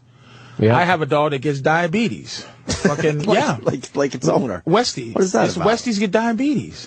Really? Who knew that? Did you know that? No, but I only got them. How do you get diabetes? They don't eat anything fucking the sweet little ever. motherfucker, if I have to see my dog suffer through diabetes, To be sad. I'm telling you, dude, dogs are, he's like my son. That's all we had growing up was Westies. I don't even know what a Westie looks West like. Highland Terrier, you're saying?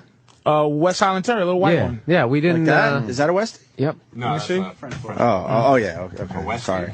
I don't know if I know a Westie. They're on There they on the are. can Oh, sure, of every okay. food. Yeah, I know. that's a can of every food. Westies is the face of white, dog food, that man. really is. That's a good looking dog. Yeah, they're pretty awesome. I'm not gonna lie That's to you. all right, man. But I can't find any fucking body that'll cut him like a real Westie. He has a real Westie face cut, Yeah. but his stomach is like we can't find anybody that fucking makes him look like a champion Westie. Like the Westminster The Dog Westie Show. fade. Westie. he has the face. Yeah. But the rest body is, ain't it. I love my dog, man. It's Yeah. like it's just painful to think about it. Like it's more painful to love a dog than it is. Do you know when I got my dog and I Man. started talking about it on the podcast? One of the first emails I got, somebody said, "Make sure you treat it right, man." I just had to put my dog down. I was just like, I don't want to see that day. I don't see that day. I don't know why people torture themselves. Now, I know there's a better to have loved and lost than never to have loved, bloody blah, You blah. got a great but dog. situation, though. But dude. I don't want a dog because first of all, Dude, it'll make you cheating yourself out of so much happiness. It'll make you actually love. No, dude, I'm telling you, it's cheating. You're cheating yourself out of. Dude, coming home, how fucking psyched that thing is to see. You go out and get the mail and think psyched to see you. And then I fucking walk in and I'm psyched to see maybe some shit or it chewed up my couch. You train it. I just bought a fucking $14,000 rug and it fucking tore it up. Guess what it'll never do? What about the poor dog watching you stumbling in hammered, wondering if you're gonna fucking boot it across the room or shoot it by accident, and not giving you a speech about it. It'll be the same. It'll be the same thing for the rest of your life. But the thing is, they don't judge. Look, man, I when I was 17, and I had just got a dog in the last 2 years. We just got dogs or whatever. And when I was 17, I came in. My mother was like, the dog was named Jack, but it was a girl. And then I didn't know it was a girl, but I named the dog Jack because I thought it was a boy dog. But it was on his period one day. So oh shit! Well, send me a picture of your fucking dog, Travis. Oh, really? Oh, you're a dog guy too, Travis? Oh, but anyway, when that dog died, when my mother said that Jack got hit by a car and died, I'm like, I died. I cried like a baby with my football uniform from high school on. Oh shit! I fucking cried like a bitch. I couldn't stop weeping, and it affected me my whole life. So I got into this weird thing where I was just every girl I would be with, I would buy her dogs, but only so she could take care of them, and then I could just see her a couple of times a week and see the dogs, fuck her, and get the fuck on out of there. Patrice is telling the "I've been hurt before" story. Yes. Oh shit! I can't. I've had like when I was a kid, cats in the family, and I know people dog. I respect cats. I respect cats. I'm not into them though. It's kind of a thing when they drop dead. You fucking as a kid, you're just traumatized. You don't want to deal with death as a kid, and then a dog. It's your best friend and everything. And the fucking thing's got to die on you. Fuck that shit. I don't need that. I don't need that kind of shit. I'll just wait for family members to drop dead. No, that's when you just tell the lies to your kid that, you're going to die someday and you're going to see the dog and you're all going to hang out. We'll be by a pool. Yeah. And then they try to figure out the logistics of animals and humans in heaven. Yeah, going to the ground. How do you meet everybody? How about everyone that was dead? You have a dog house. There's a dog somewhere suffering. Yeah. There's 20 dogs somewhere suffering. That should be running around your fucking house. You know what'd be funny? You know what'd be funny? Can't meow. Can't bark. You know what'd be funny is to watch you have that Grinch moment where your heart grows a couple of sizes. That's what's going to happen to you. Anthony has a light in his eye. Thank you. Hold on, we got to go back to this. We won't forget. But they're forcing Triple H to cook on TV. Look at how angry he is. He wish he was still here talking about bad wrestling. He's good with the knife. He is. You want to pass me that garlic fucking over there? a corpse in a funeral home. When you have chicken soup, to get that good color, the yellow color and the red color that is so synonymous with chicken soup, I love to use butternut squash or a whole tomato. Is it legal to put a bag of weed this big in your Right, Triple H. That's it. You throw in a whole tomato, some cut up like, butternut movie. I put in zucchini because I love vegetables in my soup. All right, the kitchen sink is coming next. Oh, God. And then the ginger. Have some ketchup. You know chicken soup is great for the winter because ginger has a great medicinal quality, and a lot of chicken soups are made with ginger. And if it doesn't even have ginger, chicken soup itself is great for the winter time. And I know today's 65 degrees, and it's a lot. Tomorrow is going to be different. And she's not even taking a breath with a stupid soup. My daughter has a cold. Well, no, I don't need the whole thing. This is a big piece of ginger. We just need a small piece. She sounds like a mob informant, nigga. Like, wait, bitch, let me write it down. Yes, this is going to take some delicacy. Like little shavings like this? Little shavings, you're good. Perfect. So it liquefies in the I pan. could hire you. I need a cook. I need a sous chef. I take some kosher salt. I throw it in there. She will not shut the fuck up. And I say, now, the chicken soup, when you're so cold and you're not feeling well, you know what this sounds like? This sounds like a beginning comedian bombing. You don't want to hear the silence. You just keep going. Rabbi the Maimonides, who was in the 12th century. I take some soup and I take some carrots, I put it in the water, and then I boil it, and then when it boils, I pour it out. And his understanding was, when you had an asthma or cold in the 12th century, they fed you chicken soup. There you go. And that's what they had. So that's the guy who started it? It was that or put leashes on you. Either way. The chicken soup or the leeches. All right, so you cooked this for now, covered. Look at Triple H. He was just like, end the Wow, segment. that's horrible. Wow. Oh, what the Christ. Sorry, Triple But H. she's still talking, please. Listen to this About bitch. 2.5 to 3 Especially hours. if you don't have the heat on. Well, wait a minute. Oh, that's right. That No, this matzo is balls it. So, on there. so I like to eat my chicken soup with matzo balls. And my 1-year-old daughter, She makes me really eats fucking matzo balls every sick. single day 'cause she loves them so much. They're really delicious. So, It's like talking about cokehead. What if Triple H just snapped and just shoved her face right into that boiling pot of shit? I would love to And the just fat put her in is a at the sleeper top. hole. Her soup sucks. I like to throw the whole Look at kitchen it. sink in She just won't with my shut up. soup. Big matzah. And disgusting. by the way, no offense to Jews, matzah is the Sucks. dumbest fucking Egyptian slave food.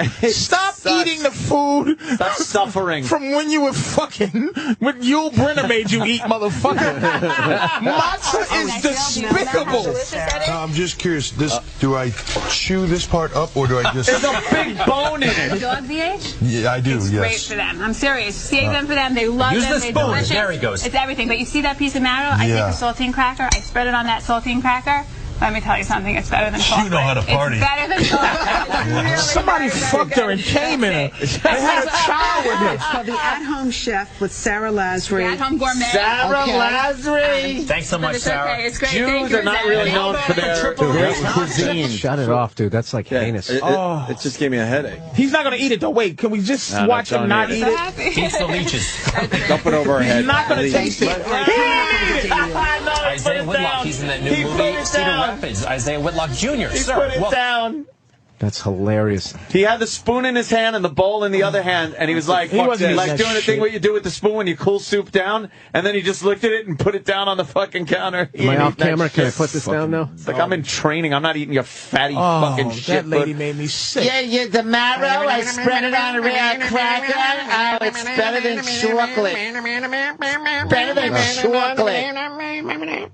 That's that shit, right? As you're a married guy, you know, and she has her friends over and they're yammering, and you just have to go in the other. And then she comes in. Well, you're not being social. Social. You're not having a good time. It's like you're fucking relate. making my eyes bleed. I can't relate to anything you're saying. Anything. Salt, you spread it on a salt scene. Really? Yeah, Jennifer and Tom is in there. Why can't you go in there? Tom's a faggot. Yes. Oh my God, you nailed He's it. in there just yapping with the girls, with the hens. I had to go to a Harry Potter movie back in the day. Uh-huh. It wasn't good enough. I'm at this stupid Harry Potter movie with other couples. It's never good enough. And then online, we're just waiting to go in. She got mad at me because I'm not socializing with these couples I have nothing in common with. What, online? Online to get into the you know how you have supposed to to have wait a sometimes for the movie to get out, Right. and you get your tickets early to make sure you got a seat. And I'm getting in trouble because I'm not socializing online. I'm like, what am I going to say to these people? I don't even want to be here. Dude, I got. My girl gave me shit. We went to a Grammys party. I mean, the fact that I'm just going to that, I should get unbelievable credits. So we go there and it starts off right, and they got those divas who are the worst fucking singers ever. Right? They sing like somebody's standing on their foot. You know? The opening. Yeah, horrific. So you're trying to make jokes? Acrobatics. So I'm making fun of it, and then Lady Gaga came out in that egg, like the womb thing. Dumb egg. So I was laughing at how stupid it was, and everyone there thought it was amazing that she came out in the thing that Mork used to come out of. That's when you realize you have no friends and you got to be a loner. Because it's like, how do you not find that funny? Why do you go with the serious angle? No, on I that? just realized I only relate to comedians and assholes. Yeah. Or so-called assholes. Well, why can't they see how ridiculous that is and make the jokes too? I don't understand No, that that'll one, never especially that one. That's so obvious. Oh, yeah, when she's basically saying that Madonna song. Yeah. Express yourself. Let's express yourself. Everyone It's knows. the same fucking song. Niceness is overwhelmingly. Patrice, Jennifer Hudson. What about her? I want to have sex with her. Who are you? Is she delicious now? Jennifer Hudson? Yeah, after she lost the weight. But then Ann had to fucking ruin it for me and say the skin's probably a little I would loose. think she's probably got Good a lot luck of to you, man. lot of Fat or skin. skinny, she's a very She lost about 60. very average. You think she's average? Dude, she's I don't know what just- it is. Nobody blacks talking about fucking Jennifer Hudson, and that's the truth. Why? Because she's too mainstream? Why? She's That was so dismissive. She's just Nobody's talking about it, and that's the truth. End of like story. you mentioned Next. a black girl. It's just shocking you would say that. That's just Yeah, I don't know what it is. Really? Yeah, I like that. I like the Jennifer Hudson. I don't like how she used to be fat, now she's skinny, and she has like I've always been in shape attitude. It's like you should have more of a personality. You should be like, well, I'm just happy. Hopefully I can keep it up. She's standing there now in those weight loss things. Yeah, like she's always looked good. This is how I've always been, man. You know how you guys cursed me out for Janet from Three's Company one day? Yeah. Saying that she was one of my white girl. I just did the same thing to you? Yeah, but there's nobody black to go, motherfucker! So, but I will say I put somebody to take the place of her. Okay.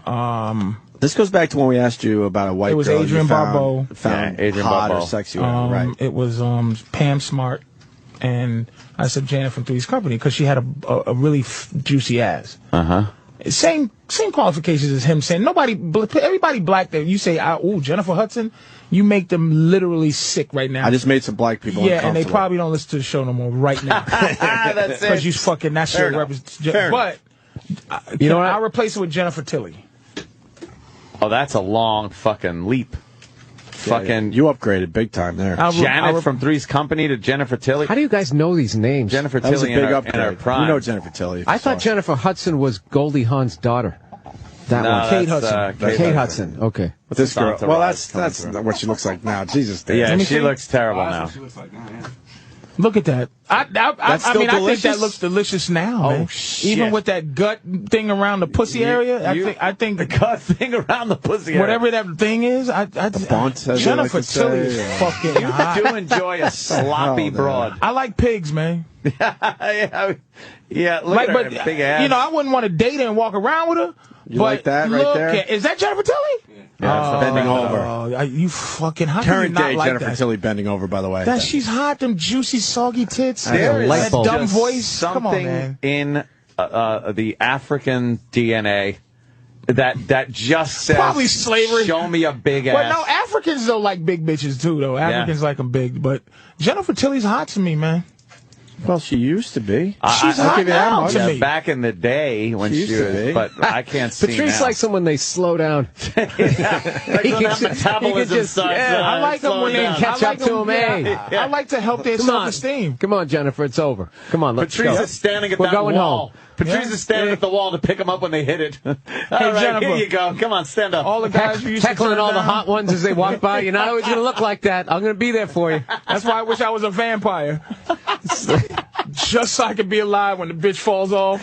Blah, look at you now, huh? A vampire. Yeah. I would fucking sleep by day and look at bitches turn 45 by night. Speaking of that, anybody see that movie, Let Me In? Good fucking movie. Yeah? Although I said that, and then every douchebag's like, oh, actually, the original French version or whatever. It's like, oh, go fuck shit yourself. all the time. It's a good movie. I like the layers. You mentioned a movie, Is it a new book, movie? a TV show, anything. You're an asshole. That sucked. Wow. Yeah, you should see the original. Did it? Dick in a movie? Is it a new movie? I don't know. It was just on demand. It was really good. Like it's a vampire movie, but there's a lot of levels to it where you're actually looking at a completely codependent relationship and somebody sucking the life out of somebody. There's a lot of levels to it. I liked it. I might have to check it out. There should be a lot of levels to that name. Like it's just it sounds like one of those throwaway names. Let me in. You see any good movies lately? But I heard it was good. You see, well, we're seeing weird shit lately. I'm waiting for Catfish. Battlefield LA, man. Yeah. That trailer looks like. I'm waiting for that. And again, film. it's going to suck ass. Because every movie like that I see the trailer for that, I'm like, that looks pretty cool. Sucks ass. Did you see Brett Ratner's film? Which one's that? The one. Were you here when you were here when he promoted that? Yeah, just an abomination. He had a tough time selling it to us. Yeah, he couldn't Remember? even fucking make it sound good. That was What the one was they it? made on the computers. It looked good. What was it? The trailer looked amazing. Those guys did. What was the name of the movie? It was fucking piece Rush Hour 4? You might as well have. Let me Oh say, my God, I'm waiting for the name of the movie. someone to I forgot too. Skyline. Skyline. Thank you, Whoopty. but he had a the tough same time guys, selling the that same to us. guys did the effects for Battlefield LA. Okay. The effects looked good. No? Yeah. They did. Battlefield LA. It wasn't. Yeah, The trailer for it wasn't Battlefield fucking LA. sci-fi. It was. I like that shit. I like District 9, the fucking... that like that. That either was the greatest sci-fi movie I've ever seen or the worst. Like, You know I'm what? not positively the first sure. time I watched it probably 3 times. The first time I watched it, I was like, bah, whatever. Oh, I get it. It's fucking Soweto. It's fucking South Africa. I understand the fucking thing. I'm getting the political implications here. But then that lead character becomes so funny watching him. The prong, you've just performed your first abortion. It's so fucking funny, that guy. And then it turns completely, it's like fucking Dusk Till Dawn. It goes from this wacky comedy with this guy that doesn't know what he's doing, trying to get these aliens out of fucking this township, to fucking, he's like superhero. Fucking in the robot suit, kicking ass, fucking sacrificing and shit. That movie was good. A good movie. It was good. But I'm thinking now, he asked me, did I see a good movie? What's going on with good movies? It's like, I don't know what's going on. Clash of the Titans was now I watch so many horrifying documentaries. I watch a lot of fucking tech shows. No. Like, I can't watch movies. I can't watch a good fucking movie. Oh, God, Jesus. Opie. Would you, Patrice? Would you? Come on. That's too big. It's a picture I tweeted yesterday. I was talking about yoga. I said, for everyone making fun of me because I do a little yoga, check this out. And, they got caught with a bad picture of 8 asses in black one. chick with about 8 asses. I'm trying to think of a Patrice, nothing there? No, that's some other shit. That's some other shit going on. Fetishy, I'll tell you another little fat pig I used to like. Remember the girl? She died, though. The girl that starred in Tom Hanks' show. The Practice? Holy shit, you're talking about the fucking Amy Jo Sperber? She died? What was her name? Wendy Jo Sperber? I had a crush on her. I had a crush on that little fat lady. She was springy. She was the sister in Back to the Future. I liked her. Yeah? That was another weird one I had a crush on. I can't say I didn't have a crush on Janet. Who's another? Natalie. Picked every... Didn't like Natalie, but I had a crush on Joe. You like Joe? I like Joe. She was Joe? hot. Yeah. I like Joe. I like Joe. I like Joe. I like Joe. She was like the one you could pal around with and fuck. No, she was fucking And I like hot. her more now. If I watched old, I go, what a dirty piece of garbage. I better. Yeah, she was. But because you get older, you certain things that gross you out when you were younger just don't. She just looked like she had a hairy, sweaty twat. I bet that thing was a nasty, big, killer motorcycle chain grease in it. Sound like Velcro. You just fucking dirty, rotten pig, you. Look at Amy Jo Sperber. I'm a big, I just had a crush on this Amy Jo Sperber, but not, what's her name? What's the show? Bosom Buddies. Yeah, Bosom Buddies. I got a crush on her. How ironic, by the by the way. Oh, dude. I recently had Look at her. Look at this girl, man. Look at she's a pig, but it's in all due respect. I'll tell you who I'll pop to. I'll tell you who I'll pop right now. Yeah. It's very unpopular, but the pig of the year right now is Spooky. It's Snooki. Oh, Snooki. You would fuck that Snooki. piece of little garbage, you man. know what? That's not going out on a limb because there's a lot of guys that would fuck Snooki. Little pig, but she's man. a little fire plug pig. Yeah, she is. just a little pig. I like little pigs, man. I'm a big fan of little pigs. That's not going to end well. No, that's not going to end well. That's going to be a rough one, man, for her. Oh, look at that. Look at that. Yeah. You like that, huh? She is just no, I don't. a disaster. You don't like the body. Like it. It's you like just, what just she a little represents. pig. She actually looks decent there. But just soggy tits and some weird hips that's near her knees. Yeah, she has the shortest legs, man. And just she's 4'9". Just a little pig. Oh, yeah. You know? 4'9". With like D-level titties stuff. She's like a mess. Dachshund. Yeah, just a mess. Horrible. I like little messes. That's just like I guess the drink thing. Yeah, it's just a mess. You just like, just like enjoy a little Patrice, the usual. Yeah. Give me a give me a 200-pounder with just one, just under 5 foot. Big ass, sloppy tits. Let me think of who else is a piece of a pig that's out there. There's not that many. They don't keep many pigs around. He's like if he was a car collector, he'd like those barn finds. Oh, those old fucking rusted buckets. Yeah, and not even fix them up with the mouse nest in the glove compartment. Fucking yellow jackets flying out of the air cleaner. Everything's all original. All the numbers match. No work has been done on this since it came out of the factory. Ah, shit. Yeah, check it. Go ahead. Wow, the ain't VIN that many number's the pigs same on the around. engine block.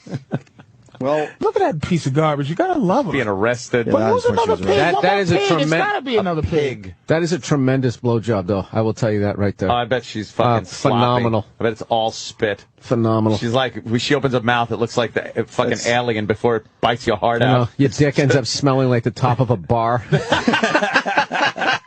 It's just spit and puke. Jesus, disgusting. But I'm not sure that she does because pigs don't do what they used to do no more. Like pigs have dignity now. It's just too many. I don't know. I think every chick is. No, I sucking think dick now. you'd be all right with that Amazing. one. I would It's be amazing the amount of dick sucking girls out there now, as opposed to back when I was growing up. It was like so hard to fucking. Really? The hot ones are becoming very dirty now Now because they can't get a boyfriend. Sucking dick. It's Walking great. around lonely. Blowjob is like a kiss used to be. It's like, oh, yeah. Am I going to get a good night kiss? It's like, oh, suck my dick. It's fucking amazing. You a pussy eater? Oh, fuck yeah. I'll do that for a long time just because I'm so insecure. I want them to think like, wow, okay. I thought you was packing major worked wood, at I this. heard. No, I'm just insecure about myself. I'm just insecure. Well, if you got that dog and the dog like loved you to that level, maybe I you would feel better about I'd feel yourself. better about myself. Somebody be happy to see I you. feel better about myself buying a new gun or a new fucking car. As opposed to the sound of your alarm being turned off when you come home. You really are a pinko's nightmare, though. You're like, oh, I am just a horrible. It's some bitches saying, "Oh, guns and fucking yeah, I can see guns, bullets, dicks." Shut up, bitch. I like guns. Guns are great. Guns. Wish I could get one. Well, Guns. Patrice, it's a big weekend for you, brother. I hope so. We're all hoping because they should watch this thing. Oh yeah. The big thing too is you got to let them know when they're going to show it uncensored. When they do is it called Secret Stash? The 2 in the morning when they actually. Oh right, when they show it completely really? uncensored. Well, we want everyone to watch the original. Yeah, just watch it. 10 o'clock tomorrow night on Comedy Central. Patrice's 1-hour comedy special. This is a really. I just want to fucking good upgrade one. to having to have somewhere to go when I come here. Yeah, there you go. When I come in about 8 and somebody goes, he has to leave. I just want to do that. You want to be that guy? By the way, I have a And picture somebody now. drags me out of here. I have a William H. Macy picture now that is just like the fucking what's his name Led Zeppelin right picture there. that you took. Oh, with the big Well, head. big head. Look at there's one from Patrice right there. That girl, legs too short to wear boots, but she's wearing them anyways. Jesus. Tweet that shit. Look at the size of William H. Macy's head. Let me see. He has a fucking enormous cranium. No, that isn't. perspective. That's that shit. Forced Yeah, well, perspective. you stand a little in front. I got a picture like that with Robert Plant. That's how Fucking they made massive melon. Yeah, that's how they made Gandalf look bigger Massive. than the hobbits. No, Let me see that again. no. Robert Plant has a huge fucking Massive head. fucking head. Yeah. Can I say and his that's head's why big. that's might not be his perspective? His Dick. shoulder is Loves behind how- yours. I know his shoulder is I don't behind think mine. this is not perspective. He's in back of. It's like an Escher drawing. He's in back of Ant. Bill Burr, where are you going to be, brother? I'm at the Count Basie Theater in Red Bank, New Jersey. And I see you're starting to tweet, which is good. Bill Burr on Twitter. Big Mama Prod's on Twitter. And I think that's it for now. I just kind of hype my shows, and people are like, you don't seem to understand Do some stuff the with it. concept of Twitter. It's like, I get it. Yeah, I'm supposed to dance for you all fucking day for free. I got to take the blame. I think I started that whole thing. What's that? With Joe DeRosa. What's that? Bitching at comics for just plugging and not, like, putting shit. Because DeRosa, I followed him. I think I still do. And it was only plugs. Only plugs. Now, I understand the concept. You guys want people to come down and see the fucking plug. Good way to And market. I'm not asking for a tap dance every fucking 3 Hey, I minutes. just saw a lady with an umbrella. I don't see a cloud in the sky. Tweet. Fucking stupid. I had a feeling you didn't like the Twitter. It's just the dumbest thing ever. You don't even want to be part of it, do you? No, I like if I'm watching a game. If I'm watching a game, I might tweet a little bit about that. But that's tweet. what bums me out. When I found out Bill Burr was on Twitter, I'm like, fuck, all right. Now someone worth following. But you don't want to. No, he's not dancing for the He's man. not dancing. Fuck. No. No, I do every night on stage. I get But that's fucking just jump it. around like a jackass. There are things you just basically observe. It's maybe not a girl with an umbrella, and Yeah, it's not you even might not- raining. yeah. But like, I'll use as an The example amount my of tweets, good how friend many are Jim actually Norton. good? I'll use my good friend Jim Norton as an example. Jim can be on his way to the airport. He gets to the airport. He might take a picture of a girl with a weird fucking double ass crack and have a witty Jim Norton-esque comment about it, and it's funny. And then I don't mind seeing the Jim Norton will be at blah blah blah. Jim's a great Twitterer. Yeah, Jim is very good. He's at very it. good. He knows very when good. to do it. You don't, Not a lot. You don't read any of his going like, oh god, that's not funny. Or Me, I tweet a whole lot, then I don't tweet ever. Then I tweet a whole lot. You're very sporadic. You're a burst binge tweeter. and purge. Yeah, binge and purge. When I feel like tweeting, I tweet. Like then you get into little things and you exchange, but then you just go. I'm not going to force it just to. Yeah, I don't do it. People will always say if I tweet 3 times within an hour, watching a TV show or something, people are like, okay, Anthony's drinking. Anthony's drinking. Because if I'm sitting there with a glass of wine... I follow you. I saw you, I think you were going off on the, you were watching the Grammys. Yeah, the Grammys. And it's just, his tweets are hilarious. Like, oh, come on, tweet. You don't even know what he's watching. You're just like, really? You got to go back like 18 of them to realize, like, what the fuck? It's actually kind of brilliant because you got to be like, what is annoying him now? Yeah, you had to have kept track. You argue a lot on your fucking... It's all hostility. It's all I do. You pick one motherfucker that annoys you. Once again, if he just had a fucking dog, I could tweet pictures of his little sweet face. No. You'd still have it would take a little bit of the... Little of the edge off? Yeah, you're playing the same note here. We got it. You're angry and you have guns. Come on. Yeah, but you got to be a little more well-rounded. I don't know if a dog will do that. I don't know if a dog's going to do that. A dog in Anthony's future. A dog might fucking, fuck me up because I like just going places. It's like, oh, look at that. We're going to Foxwoods. Oh, what am I going to do? Can someone watch the dog? Oh, I got to put it up somewhere. That's what I always worried about. It's not that big a deal. Why? Because there's plenty of people to watch them. No, there isn't. Okay. I have a dog. What the fuck do I know? Exactly. No, there isn't. The sky's falling. Fuck you. Fucking Bill is the best. Goddamn. All right, let's start. By the way, you fucking antisocial fucking tour there. You fucking destroyed. Oh, thank you. I saw I guess the first one you guys did. Yeah, that was really fun. And holy shit. But I got to tell you, funny. Jim Brewer's bit about I'm not going to say what it's about, but his bit about him and his dad in the car. Oh, yeah. Slumped over. I was laughing so fuck. Dude, that guy is a beast. Yeah. and Norton's bit about the hoarders. Yeah, and then, of course, it tells entire fucking set. But I can't wait to do the next one. Look at you, the plug here, April 30th, I believe. Foxwoods, April 30th, Foxwoods. Yeah. And are you still with that one show ruse until it sells out, or No, they I know, they can't on this case. I know you can only they do really one show. They need people to understand it's one show because they don't have the room up there. Yeah. They're both solid up there. It's a giant. It's bigger than the Atlantic City one. Yeah, huge. All right, let's start our That's weekends, great, man.